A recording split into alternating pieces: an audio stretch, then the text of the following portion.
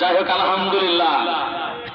তা আমি আপনাদের ছোট্ট লিখন, আপনারা আমি যদি উপজেলা নির্বাচিত হই তাও আপনাদের ছোট্ট লিখন হয়ে আপনাদের সাথে থাকবো, আপনাদের ছোট্ট লিখন। যাই হোক, আমি আজকে এই উপজেলা পরিষদ নির্বাচনে চেয়ারম্যান পদে দাঁড়িয়েছি। আপনাদের দোয়া ও সমর্থন নিয়ে আমার কুটি করছে ঘোড়া। অনেক জল্পনা কল্পনার পরে, যাচাই বাছাই করে আমি আমার প্রার্থিতা বৈধতা করে আমি এই সুন্দরগঞ্জে উপজেলা পরিষদ নির্বাচনে চেয়ারম্যান পদে সফলভাবে সবকিছু সাবমিট করে ইনশাআল্লাহ আমার ঘোড়া মার্কার প্রতীক নিয়ে এই সুন্দরগঞ্জ মানুষের মাঝে দাঁড়িয়েছি আপনাদের দোয়ার আশায় এবং আপনাদের ভোটের আশায়। আজকে আমি এই অল্প বয়সে, এই ছোট্ট বয়সে কেন নির্বাচনে আসলাম, আপনারা আমার কথাটা একটু মনোযোগ সহকারে শুনবেন। আমি বুঝতে পেরেছি প্রত্যেকটা ব্যক্তি আমার কথা শোনার জন্য একদম মাছির মতন হয়ে গেছে। তাই আপনাদের যে দাঁড়িয়ে থাকা দেখেই আমি বুঝতে পেরেছি যে আপনারা আমাকে অনেক অনেক অনেক বেশি ভালোবাসেন। যাই হোক, আজকে আমার নির্বাচনে আসার একটি গল্প আছে। আজকে নির্বাচনে আসার কারণ হচ্ছে আমার সুন্দরগঞ্জের লোক অনেক বিপদে পড়েছে। আমার সুন্দরগঞ্জের লোক জানেই না। আমি তাদের বিপদের পাশে দাঁড়ানোর জন্যই আজকে আমার ভোটে দাঁড়ানো। আপনারা আমার জন্য দোয়া করবেন, আমি যেন আপনাদের ভোটের মাধ্যমে এই নির্বাচিত হয়ে এই উপজেলায় বসে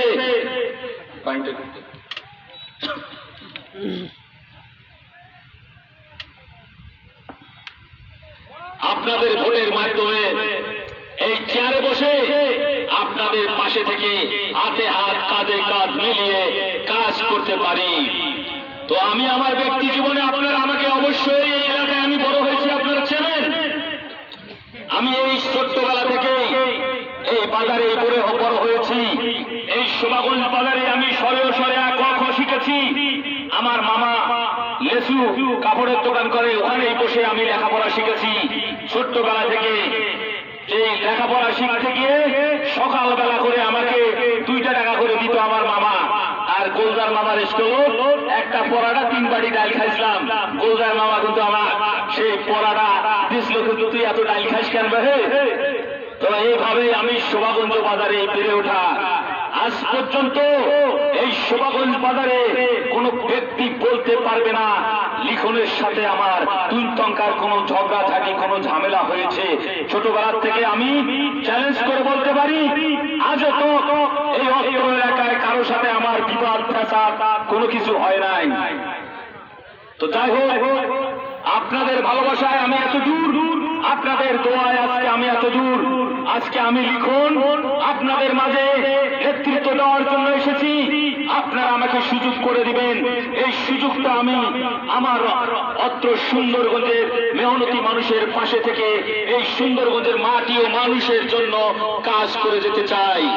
আজকে যে কথাটি বলেছিলাম আমার সুন্দরগঞ্জের লোক বিপদে পড়েছে, তা আমি একটু পরে ঘটনাটি খুলে বলবো। তারা বিপদে পড়েছে, তারা জানেই না। আমি ব্যক্তি জীবনে দেশের বাহিরে একটি প্রকল্প কান্ট্রি ডাইরেক্টর হিসেবে বাহরাইনে ছিলাম। সেই বাহরাইনে থাকাকালীন আমার মায়ের নামে একটি রসোনারা ফাউন্ডেশন খুলেছি। সেই ফাউন্ডেশনের মাধ্যমে আমার এই সুন্দরগঞ্জে অসংখ্য উন্নয়নমূলক কাজ করেছি। প্রথমত এই সুন্দরগঞ্জে 159টি মসজিদ কমপ্লিট করে দিয়েছি। পাশাপাশি গতকাল আমি জামালের হাটে একটি মসজিদ ভিত্তি দিয়েছি। এটা হলো 170 নম্বর।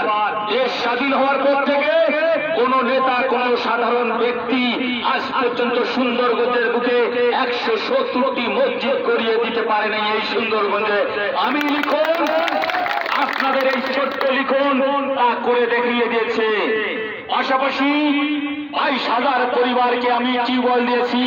যে টিউবওয়েল গুলো লাল কালার, সেই লাল কালার করা টিউবওয়েল গুলো সুন্দরগঞ্জের বুকে আমি লিখন দিয়েছি। পাশাপাশি 15,000 পরিবারকে কম্বল দিয়েছি। 1500 পরিবারকে সেলাই মেশিন দিয়েছি এবং বন্যাত্ম এবং করোনাকালীন আমি 50 লক্ষ টাকার উদ্যোগ ত্রাণ দিয়েছি। বিভিন্ন লোকের বাসায় বাসায় গিয়ে আমার বাবা আলহাজ জহিরুদ্দিন সরকার উনি নিজেই এগুলো পৌঁছে দিয়েছে। তো যাই হোক, আমার এই কাজগুলো এখনো চলমান আছে। 2014 সাল থেকে 2024 সাল পর্যন্ত 10 বছর যাবৎ আমি এই কাজগুলো আপনাদের জন্য করে এসেছি। তো এই উন্নয়নের ধারাবাহিকতা বজায় রাখতে এই সুন্দরগঞ্জে আমার লিখনের দরকার আছে, আছে না নাই বাহে? যাই হোক, আপনাদের কথা শুনে আমার খুবই ভালো লাগছে। তো এই সুন্দরগঞ্জে যদি লিখনের দরকার হয়, কাদের লোকের দরকার হয়? অবশ্যই লিখনের দরকার আছে, কারণ লিখন কাজ করতে পারে, সে কাজ নিয়ে আসতে পারে। লিখন মানুষটা যদি ছোট, দেখতে ভালো নয়, কালো খাটো, কিন্তু এই লিখনের হাত অনেক লম্বা। সেটা এই সুন্দরগঞ্জে বিগত দিনে যত নেতা নেত্রী হয়েছে তারা কেউই এই রেকর্ড পরিমাণ কাজ নিয়ে এসে দিতে পারে নাই। আমার হাতটি লম্বা কেন? আমি ইন্টারন্যাশনাল পর্যায়ে কাজ করি, টাটা সংস্থার সাথে কাজ করে দেশের বাহির থেকে কাজ নিয়ে আসার মতন আপনাদের এই ছোট্ট লিখনের ক্ষমতা আছে। আর কারো এই সুন্দরগঞ্জের বুকে কোনো রেকর্ড নাই যে দেশের বাহির থেকে অনুদান নিয়ে এসে গিয়ে এই সুন্দরগঞ্জের মানুষ, অসহায় মানুষের পাশে দাঁড়ায়, এমন কোন ব্যক্তি আর দ্বিতীয় কেউ নেই। আমি লিখন কথা দিচ্ছি, এই সুন্দরগঞ্জকে একটি রোল মডেল সুন্দরগঞ্জ হিসেবে আমি আপনাদেরকে বুঝিয়ে দেব যে সুন্দরগঞ্জে লিখন নামের একটি ছোট্ট ছেলে আছে। সেই সুন্দরগঞ্জে এই সুন্দরগঞ্জের উন্নয়ন করার, সুন্দরগঞ্জের রূপকার, সুন্দরগঞ্জের মডেল, সুন্দরগঞ্জ করার কারিগর। আমার সুন্দরগঞ্জকে আমি এমন ভাবে তৈরি করব যেটা শুধু বাংলাদেশে নয়, সারা বিশ্বের দরবারে তুলে ধরব। আমার একটি গাইবান্ধা জেলার মধ্যে, বাংলাদেশের মধ্যে গাইবান্ধা জেলার মধ্যে একটি সুন্দরগঞ্জ থানা আছে। সেই সুন্দরগঞ্জ থানাটি এত উন্নত হবে, এত আলোকিত হবে, এত ভালো হবে, এই সুন্দরগঞ্জের মানুষের এত ভালো ব্যবহার হবে, ইনশাআল্লাহ আমি এটা বিশ্বের দরবারে তুলে ধরব। বলবো এই সুন্দরগঞ্জ করার কারিগরকে, এই সুন্দরগঞ্জ করার কারিগর হবে আপনাদের শোভাগঞ্জের ছোট্ট লিখন। এই সুন্দরগঞ্জ করার কারিগর হবে, আপনারা সহযোগিতা করবেন, আপনারা সাথে থাকবেন।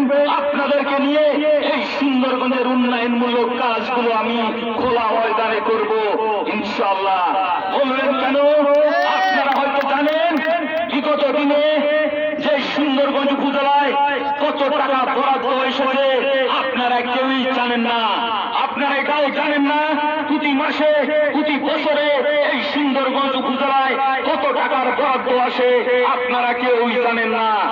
আমি যদি নির্বাচিত হই, ইনশাআল্লাহ আপনাদেরকে কথা দিচ্ছি, প্রতি মাসের যে বরাদ্দ আসবে আমি লিখন খোলা ময়দানে আপনাদেরকে বলে দিব।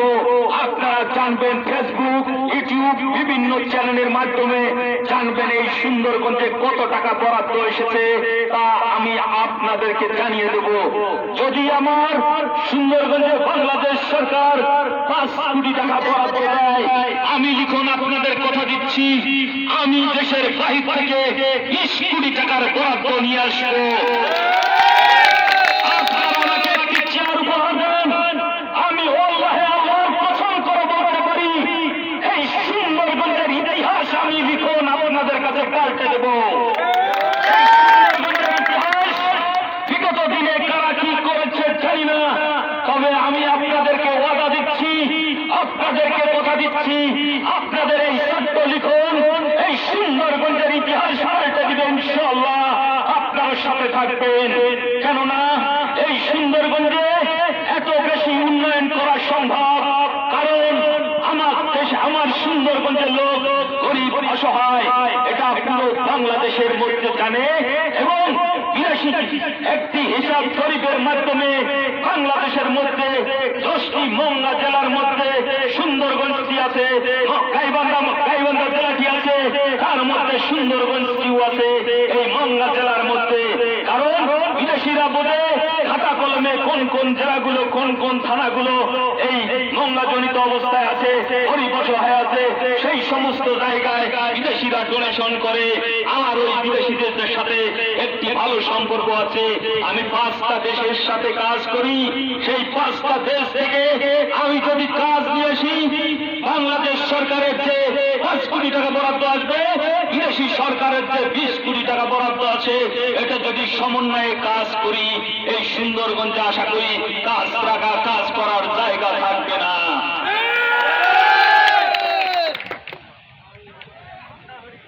আমি আপনাদের মাঝে কথা দিচ্ছি, এই সুন্দরগঞ্জের যে বরাদ্দটি, এই 5 কোটি টাকা আর দেশের বাইরে থেকে 20 কোটি টাকা, মোট 25 কোটি টাকা। এই 25 কোটি টাকার বরাদ্দ আমি ইনশাআল্লাহ কথা দিচ্ছি, সুন্দরগঞ্জের মাঝে খোলা ময়দানে আপনাদের সুন্দরগঞ্জের 15টি ইউনিয়ন থেকে বিভিন্ন লোক, গণ্যমান্য ব্যক্তিদেরকে নিয়ে আমি আলোচনা করে এই 25 কোটি টাকার বরাদ্দটি এই সুন্দরগঞ্জে কিভাবে কাজ করব, কোথায় কাজ করা যাবে, আপনাদের এই সুন্দরগঞ্জের 15টি ইউনিয়ন থেকে যে লোকগুলি নেওয়া হবে, তাদের মাধ্যমে তাদের কার কার কোন এলাকায় কি সমস্যা আছে, সেগুলো সমস্যা আমি সমাধান করে দেবো ইনশাআল্লাহ। আপনারা সাথে থাকবেন, আপনারা আমার কাছে থাকবেন, আপনাদের সাথে হাতে হাত কাঁধে কাঁধ মিলিয়ে আমি লিখন কথা দিচ্ছি, আপনাদের সাথে একেবারে নিরলস ভাবে আপনাদের সাথে পাশে থেকে কাজগুলো ইনশাআল্লাহ আমি করব। আপনারা আমার জন্য দোয়া করবেন।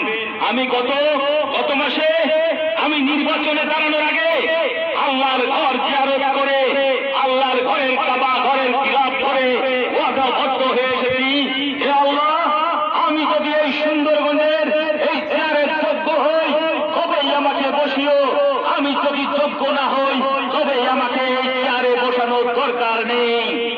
আমার চিন্তা ভাবনা গরিব অসহায় মানুষকে নিয়ে, গরিব অসহায় মানুষের সাথে কথা বলা, গরিব অসহায় মানুষের দুঃখ দুর্দশা জানা, গরিব অসহায় মানুষের পাশে থেকে কাজ করা, এই কাজ করাই আমার পেশা, এই কাজ করাই আমার নেশা, এই কাজ করাই আমার ধ্যান।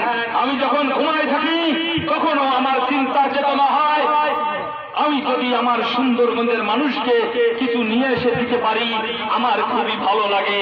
কেন ভালো লাগে?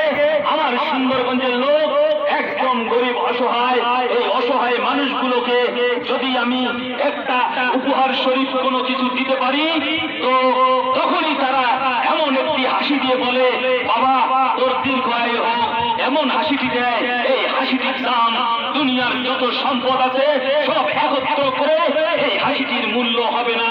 কারণ এই মানুষের হাসি সবার আগে, এই হাসিটা অনেক বড় ব্যাপার স্যাপার।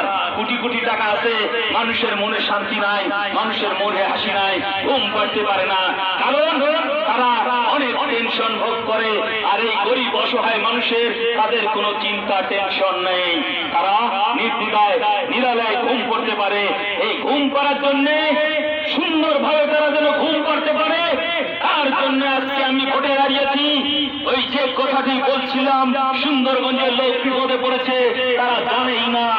আজকে আমি আপনাদের মাঝে কথা দিচ্ছি, এই সুন্দরগঞ্জে আমি বিশাল একটি বড় প্রজেক্টের ঘরের বরাদ্দ পেয়েছি। 20,084টি ঘর, 20,084টি ঘরের মধ্যে ইতিমধ্যে 12-14টি ঘরের কাজ আমি সম্পূর্ণ করেছি। এই বাকি যে 20,060-65টি ঘর বাকি আছে, এই সুন্দরগঞ্জের কিছু কুচক্করি মহল এই কাজটি হাতিয়ে নেওয়ার জন্য আমার কাছে বিভিন্ন ভাবে পায়ে তারা করেছে। তারা কেননা এই সুন্দরগঞ্জে যে লিখন ঘরগুলো করতেছে, এই ঘরের বরাদ্দ আমাদেরকে যেভাবে হোক নিতে হবে। তখন তারা আমাকে বিভিন্ন ভাবে হুমকি ধামকি দেওয়া শুরু করেছে, হুমকি ধামকি দিয়ে এই ঘরের বরাদ্দ নেওয়ার চেষ্টা করছে, আমার কাছ থেকে ছিনিয়ে নেওয়ার চেষ্টা করছে। আমি তো আর এত সহজে দেই না, তবে বিভিন্ন কারণে যাই হোক তাদের কাছে একবার স্বীকৃতি দিলাম যে আপনাদেরকেও ঘর দেবো, আপনাদেরকেও ঘর দেবো। আপনারাও এলাকার মানুষের উন্নয়ন করবেন, আমিও এলাকার মানুষের উন্নয়ন করব। যেহেতু আপনারা আমার নিয়ে দেন, তাহলে আপনারাও কাজ করেন, ওদেরকে ডাকিয়ে একটা মিটিং আলোচনা করলাম। মিটিং এর মাধ্যমে আমি ওদেরকে ঘর দিলাম, অমুক ভাই 200 ঘর, অমুক ভাই 200 ঘর, তমুক ভাই 200 ঘর। যখন এভাবে তাদের ঘরের বরাদ্দ দিলাম, তারা কি করলো?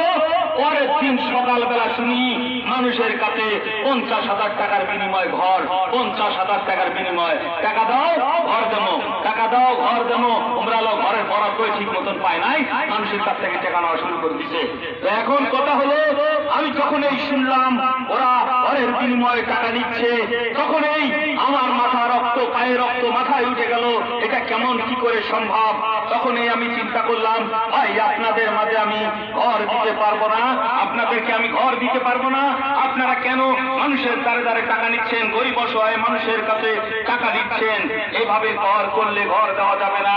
তখন উল্টা আমাকে তারা বিভিন্ন ভাবে থ্রেট করে যে আপনি যদি ঘর না দেন আমাদেরকে, আপনার এই কাজ আমরা বন্ধ করে দেব। আমার সুন্দরগঞ্জের লোক এই ঘর দেওয়ার ক্ষেত্রে যে সমস্যাটি হয়েছে তা হলো, তারা তখন কি করলো? তারা বিভিন্ন জায়গায় চিঠি ইস্যু করলো আমার নামে, শোকেস করলো আমার নামে বিভিন্ন ভাবে মামলা ধামলার বিভিন্ন ভয় ভীতি দেখিয়ে বিভিন্ন ভাবে বিভিন্ন জায়গায় বিভিন্ন দপ্তরে চিঠি ইস্যু করে আমার এই কাজটি হোল্ড করে রাখলো। তারা বললো ওই চিঠি ইস্যুতে, চিঠিতে যে লেখা আছে আমার সুন্দরগঞ্জে এই জঙ্গির টাকার ঘরের দরকার নাই, আমার সুন্দরগঞ্জের মানুষের এগুলো ঘর লাগবে না, এগুলো ঘর আপনারা দেশের বাইরে অন্য কোথাও পাঠিয়ে দেন, আমার সুন্দরগঞ্জের লোকের লাগবে না। তাহলে বোঝেন এই কুচক্রী মহল তারা কি সুন্দরগঞ্জের মানুষের ভালো চায়? তারা কখনোই ভালো চায় না।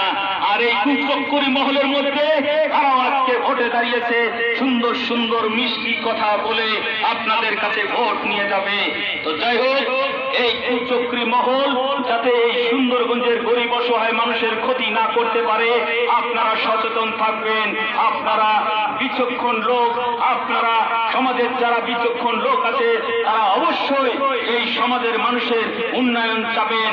আপনারা যে আপনাদের জনগণের এই এলাকার স্বার্থে আপনারা সকলে আপনাদের যেই প্রার্থীকেই পছন্দ, যেই প্রার্থী ভালো হয় সেই প্রার্থীকে আপনারা সাপোর্ট করবেন।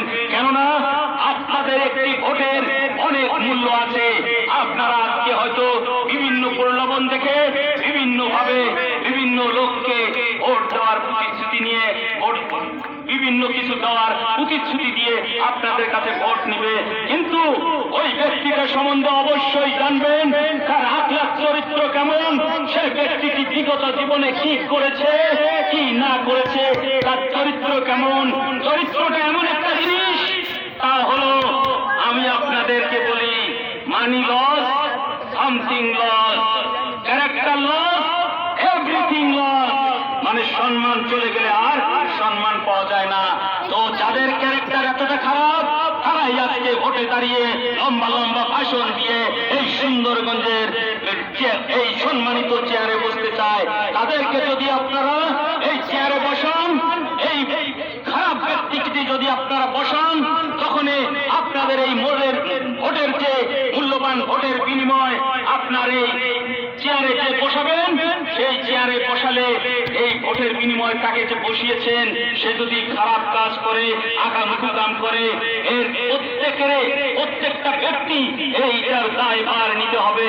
সুতরাং আপনাদেরকে বলবো, আপনারা বিশেষ বিবেচনা করে এই ব্যক্তিটি ভালো, এই ব্যক্তিটি সমাজের জন্য উন্নয়নমূলক কাজ করে, এই ব্যক্তিটি ইসলামিক কাজ করে, সেই ব্যক্তিটিকে আপনারা বেছে নেবেন। বেছে নিয়ে আপনারা ভোট দিবেন, আপনাদের মূল্যবান ভোট। যাই হোক, আমি আর আপনাদের মাঝে বেশি কথা বলবো না। আপনারা আমার জন্য দোয়া করবেন, আপনারা আমার পাশে থাকবেন। পরিশেষে সকলের কাছে আমার ঘোড়া মার্কার প্রতীকের ভোট চেয়ে আপনাদের মাঝে আমি বিদায় নিচ্ছি। সবাই ভালো থাকবেন, সকলের সুস্বাস্থ্য কামনা করে আমি বিদায় নিচ্ছি। আসসালামু আলাইকুম, ধন্যবাদ, সবাই ভালো থাকবেন।